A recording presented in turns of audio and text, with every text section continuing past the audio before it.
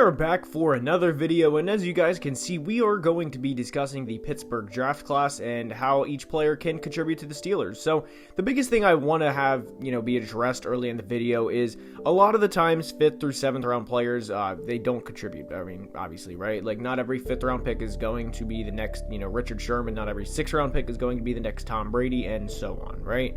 So a lot of the time at this point in the year, you read articles about whatever, or, people make videos about whatever, and they like to project the absolute best for players, and a lot of the time it's just not realistic. And not to say that every player the Steelers drafted from pick round 5 through 7 is going to suck, because I'm not saying that at all. But what I'm going to try and be realistic with is Isaiah Loudermilk is a defensive tackle they took in the 5th round, and I'm going to be honest, I don't think he's going to have 8 or 10 sacks as a rookie as a 5th round defensive tackle. So we're going to be focusing mainly on Najee Harris and Pat Freiermuth and the 3rd round guys, and we're not going to be focusing on how can Isaiah Loudermilk, no disrespect to him, it's just, he was a 5th round pick, how he can contribute and be potentially an all-pro player, because that probably will not happen. If he does, good for him, as we say with every video. But before we dive into the Pittsburgh Steelers draft class, please like the video and subscribe to the channel, as each only take a second to do, and it would be very much appreciated. Now let's begin. Pittsburgh Steelers' first-round draft pick was running back Najee Harris from the University of Alabama. If you guys have been supporting my channel for the past few months or have watched any videos, and I have loved Najee Harris from the beginning. He was one of my favorite draft prospects in the entire class, and I thought the fit for him to Pittsburgh was indeed a very good one. So I praised the Minnesota Vikings a lot in the last video, and I don't want it to be a continuous just praise every single team, every single decision. They're all going to go 14-3 and 15-2, because that's not the case. But I really genuinely do love the Najee Harris pick to the Pittsburgh Steelers. In terms of being, a bruising back and a guy that just fits a city, I don't know if there is a better fit than Najee Harris and his running style than to the city of Pittsburgh with the gritty and the Steel City and everything like that than in the entire class. Najee is a true fit, and during his final 2 years at the University of Alabama, he had 50 total touchdowns, and the Pittsburgh Steelers had a running game last year that was non-existent. They were pretty much throwing to Diontae Johnson with quick out routes and Juju Smith-Schuster with quick in routes, and using a short, quick passing game in place of a running game, because they were 32nd in yards per game. They could not run the ball at all, and the fact this team started out 11-0 with not being able to run the football, to me, is pretty shocking, to say the least. But getting a player in Najee Harris to pair with a team that has Big Ben, Juju Smith-Schuster, Diontae Johnson, and Chase Claypool is a good step in the right direction, and I absolutely love this pick because of it. Steelers' second-round pick was Pat Freiermuth, and as much as I love Pat and the baby Gronk, I mean, how can Steelers fans not get hyped up about potentially having the next Gronk?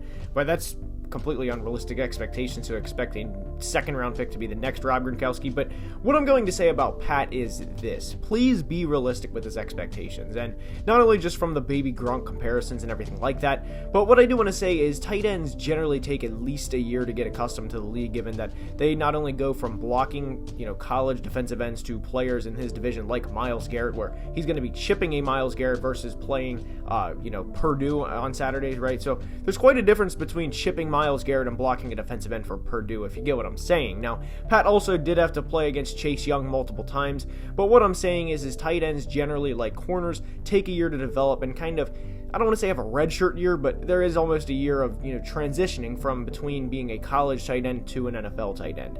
And not only that, but Pat will be in an offense with Chase Claypool, Juju, Diontae, and Najee, and all of those guys are going to be more of a priority to get the football. And that isn't to say Pat will finish his rookie year with 7 catches for 57 yards and just be an afterthought, because he was a second-round pick for a reason, but to think the Steelers are going to try and scheme him the football 10 to 12 times a game is also a bit of an overreaction, and that would be an overstatement.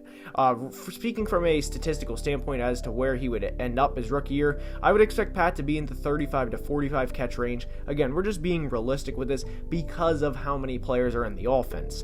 Now, Ben's not going to throw the ball, or at least I don't think he will throw the ball as much as he did last year, because they had no running game, and now they took the best running back in the entire 2021 draft. So to expect Pat to come in and have 75 to 80 catches, again, in an offense where he's the number 5 priority, to me at least is an overreaction, and that would be expecting way too much, and that would be setting up for unrealistic expectations. And for today's video, if I were to project his stats for 2021, I do think Pat would be in the 40 catch range with about 350 yards and probably 4 or 5 touchdowns.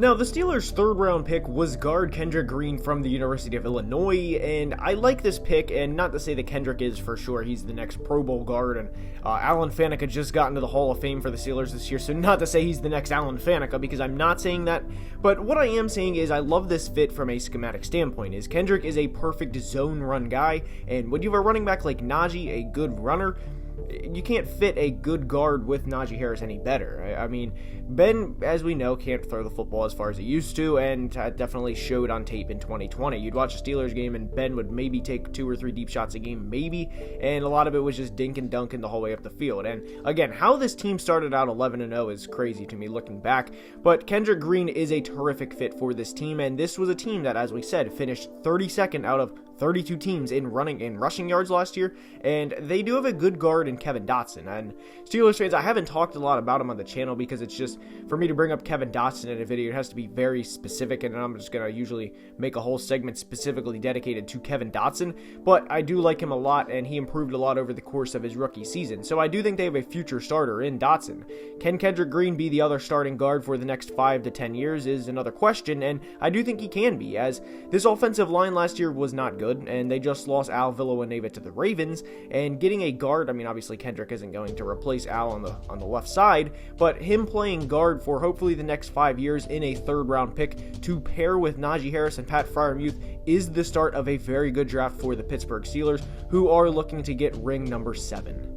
Well, the Steelers' next pick was Dan Moore Jr., a tackle from Texas A&M, and he was a 3-year starter at A&M, and he was a 4th-round pick for a reason. So I do think he is a good developmental guy, as he is big, he's athletic, he's 6'5", 310 with 34-inch arms. So you don't really get better in terms of that. Now, 35-inch arms are crazy, so, I mean, you get a good tall prospect with long arms and big hands. That's really what you want in a developmental guy. And I really hope, because they just lost Al Villanueva to the Ravens, that they do not start him from day one. Because if they do, and they take this guy that was, supposed to be a 5th or 6th round pick in the 4th round and have him start from the left side on day one of Ben's final year, well, quite frankly, you're going to be seeing a lot of Steelers fans on Twitter tweeting expletive Dan Moore every single play, or every single passing play, because he's not going to be ready quite yet. So we're in the rounds 4 through 7 now, part of the draft, and this is where, I'm all for taking height, weight, speed guys, or guys that may be a singular trait and that you can coach them up, and I don't want to say be a one-trick pony, but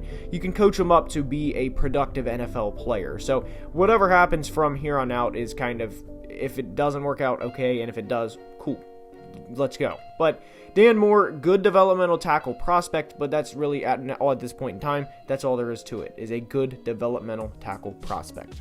The Steelers' next pick was Buddy Johnson, and as we get towards the end of the video, we're going to be more just rapid with each player and everything. So for Buddy, they get a good team leader, and he was a good player for Texas A&M over the past few years. Now, Buddy was a late 4th round pick for a reason, and when you get a player like this, just a good team-oriented guy late, that's going to back up a star linebacker, Devin Bush, I don't think there's much more you can ask from a 4th round pick. If Devin were to go down, hopefully he does not tear his ACL again and miss significant time, as we do wish the best for Devin in his recovery. This would be a good guy to spot start, right?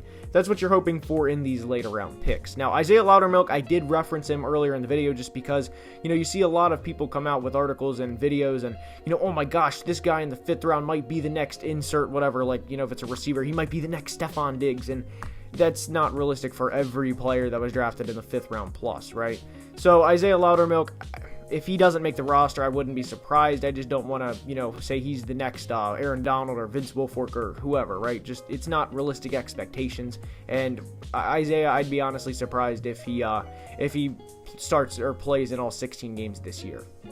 Steelers' next pick was Quincy Roche, a pass rusher from the University of Miami, and this is a typical good late round investment of a pick. Quincy was projected, I've seen him as high as the late 4 to early 5, and to get him at round 6, pick 32, it doesn't get much better value in terms of that to get him a whole round, pretty much 2 rounds later than that. Now, I don't think Quincy's going to be, the opposite of TJ Watt, and, in 2024, it's going to be TJ Watt and Quincy Roche tearing the AFC apart. I don't think that, but because I do like Alex Highsmith a lot on the Steelers. I think Highsmith has good potential. I think the potential of Highsmith and TJ Watt doing that is a lot higher than Quincy and TJ Watt doing that. But again, if you get a defensive line / pass rush to be 7 deep, No coach will ever deny that. No coach will ever say, nah, we're too good on pass rush. We're good type thing. So you get a decent developmental guy in Quincy Roche that late. And the next pick we're going to discuss is Trey Norwood, a corner. He's a average size prospect with short arms and a corner, and if he's anything more than a 4th or 5th corner this year, then that's too much of a role for him, just being quite honest. I don't think he's ever going to contribute significantly to an NFL team. He may be a lifetime 5th corner type of guy, and good for him. I mean, if he can do that and collect NFL paychecks and earn a couple mil, good for him, but he's never going to be a dominant force. He was a mid-7th round pick for a reason, and the last pick was a punter, and if they get a punter, cool, honestly, good for them, right? So that's going to wrap up today's video. That is all I have. I hope you guys enjoyed. We can do more NFL draft team grades for everybody, so let me know if this is a type of video you enjoy, because I enjoy making these videos, and that's all I have for today's video, and have a great rest of your day. Love you guys. Deuces.